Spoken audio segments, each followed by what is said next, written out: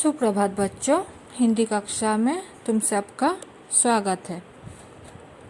आज हम लोग चहक हिंदी व्याकरण में से पार्ट 2 वर्ण पढ़ेंगे। जब हम बोलते हैं तो मुंह से कुछ ध्वनियाँ निकलती है और उनका कुछ अर्थ या मतलब होता है। ध्वनियों का अर्थ होने के कारण सुनने वाले को हमारी बात समझ आ जाती है। मतलब हम जब मुंह से बोलते हैं तो हमारे मुंह से कुछ ध्वनियाँ निकलती है और उस ध्वनियों का अर्थ है, और ध्वनियों का अर्थ होने के कारण ही जो सुनते हैं उनको हमारी बात समझ में आ जाती है। जैसे यहाँ पर देखो, घर चल को बार बार बोले और ध्यान दे कि घ को बोलने पर अंत में आ की आवाज़ भी आ रही है। इसी प्रकार देखो यहाँ पर दिए हुए हैं घर चल। जब हम घर बोलेंगे घ तो घ को बोलने पर क्या होता है, घा। ऐसे बोलने पर घ के अंत में एक आ की आवाज़ आती है। इसी प्रकार र को बोलने पर भी आ की आवाज़ आती है। अंत में च ल ये सब जब हम बोलते हैं तो अंत में आ की आवाज़ आती है।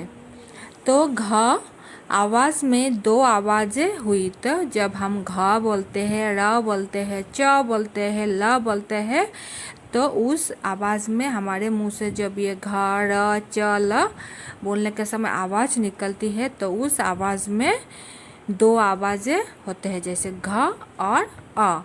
और यह देखो घ के नीचे एक चिन्ह लगा हुआ है ना, एक चिन्ह। इस चिन्ह को कहते हैं हलंत। इस चिन्ह को हलंत कहते हैं। इसका अर्थ होता है वर्ण बिना स्वर या मात्रा का है।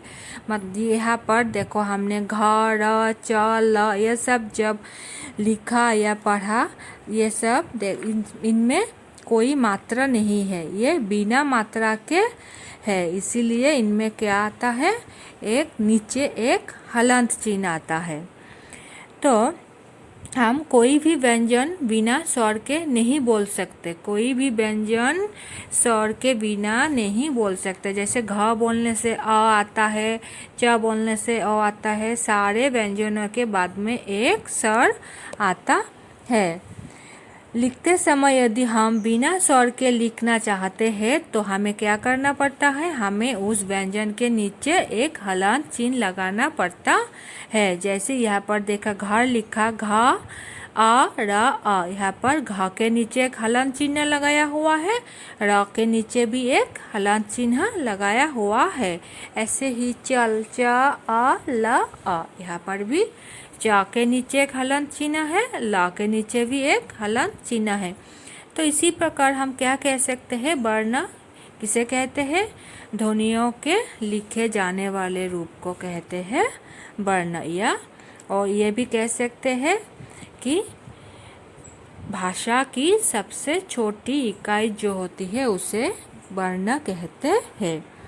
और पता है, वर्ण को हम छोटा नहीं कर सकते, उसे फिर से नहीं तोड़ सकते।